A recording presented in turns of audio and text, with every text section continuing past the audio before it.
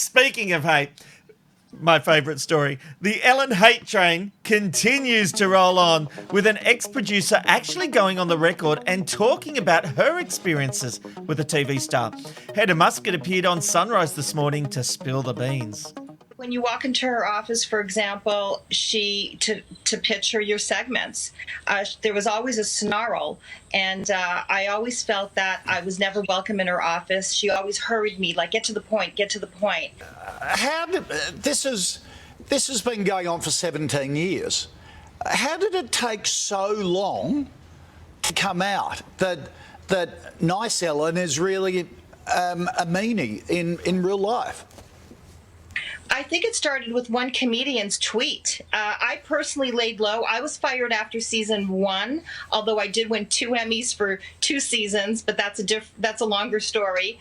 But I laid low. I chose to not go public until 17 years later, when I started seeing her disparaging comments, trivializing all these people that were accusing her. And I was like, I got to come forward. So when BuzzFeed called me, they said, well, you could be anonymous too, like everyone else. And I said, no, you could use my name. So I'm the first producer that is saying their name. And I'm hoping this will encourage other producers to start coming out of the shadows, not being anonymous anymore, and standing behind their stories. If you were sexually abused, tell us who you are. I was more emotionally abused. I was fired for no reason. They told me that they were just going to take the show in a different direction. They ended up giving my job to a guy that I trained who was only about 24 years old. Now, in the interest of fairness, 2 celebrities have come out in support of the tarnished star. Yes, two whole celebrities.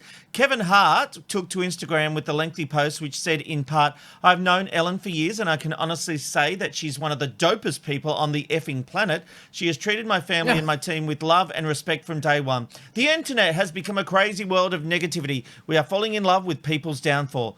And Katy Perry has also added her voice saying, I want to acknowledge that I have only ever had positive takeaways from my time with Ellen at the Ellen Show. What a great impersonation. Robbo, So well, she's gone all kumbaya since falling pregnant. Robbo, it's not exactly a stampede of stars rushing to publicly support her. And, of course, she's going to treat stars differently unless, of course, you're Dakota Johnson. Yeah, when you think about it, she does get massive names. So we're not talking about this kind of small daytime TV show that gets a splattering of, soap opera stars. She gets A-list people and has done so for 17 years. I think, how many, 2,000 episodes or something like that? Like thousands of episodes, let's just say that. And more than only 2 people have come out. And only 2 people have come out. So I think that's a really good point. Where there's smoke, there's fire, and there seems to be a lot of bloody smoke from this. Ben, I know we had a 10-minute discussion about this yesterday. We ran over time short, discussing this. You met her at an event and she was lovely, you said. And now we have this producer coming out who's putting her name on the record. Why is it so hard to believe celebrities are not wonderful people in real life? Why do you struggle with this concept? Well, I think that the issue that I really have overall is Ellen responsible for this, or is everyone in television responsible for this? Because I can tell you, I have obviously had a very limited television career and I've had limited experiences, but I will say I've probably met like 70% of people who work in entertainment in Australia in one way or another.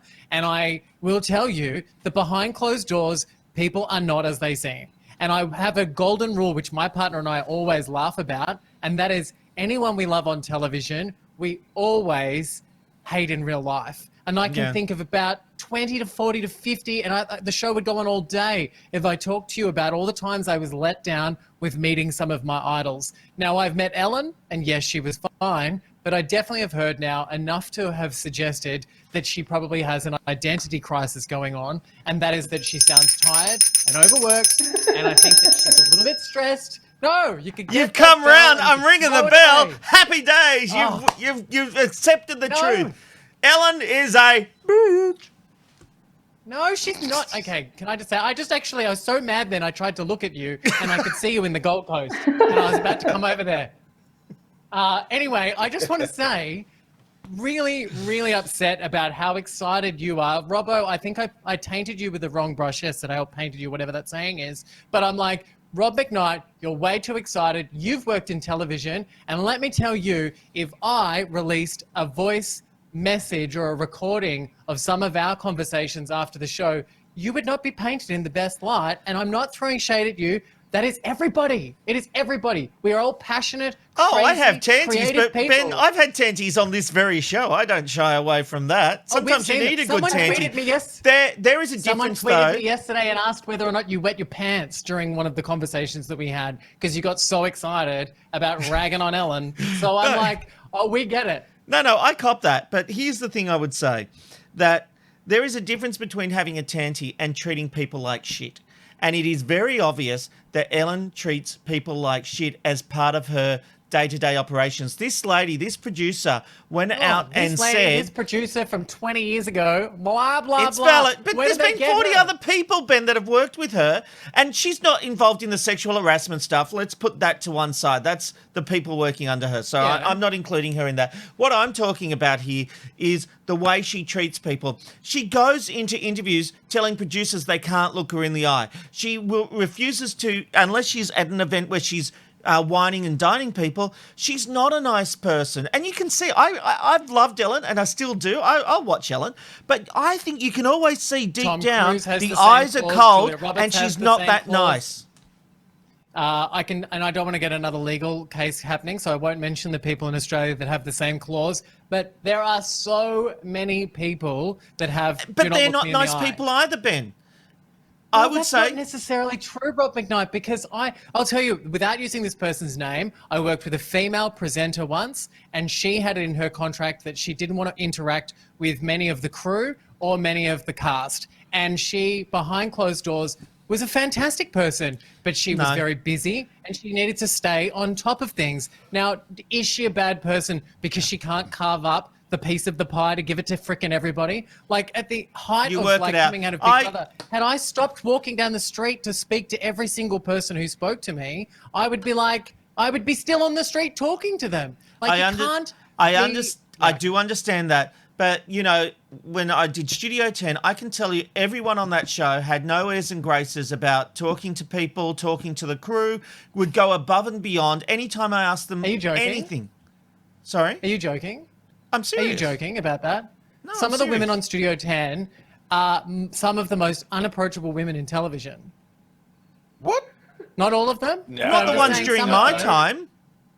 No. Well, that's I've not- met a lot of those ladies, and they haven't always been I've that lovely worked or with approachable. I've worked with those women for years. They are all approachable. They're all lovely. Can I just say something? Yes, Danny, sorry. Interrupt, guys. I want to come back to the fact that this is her company. This is a business that she's built.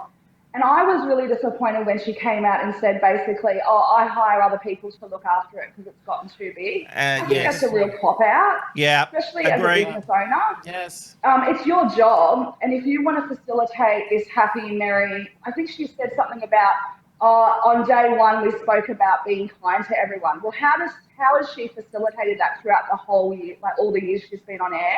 You can't just put that out there on day one and go, okay, yep, I've hired other people, see you later. I do understand she does have an image that she has to keep up with on TV, and she might be a shitty person, and that's coming to light now. But ultimately, she plays a character when the cameras are on, and that's who she is. I love her. I love watching her on TV, but I don't think that there's, I think with all these people coming out, we're seeing more and more of it happening. It tends to be true. It's a Ben, Rob and Robbo, Ben, Rob and Robbo show.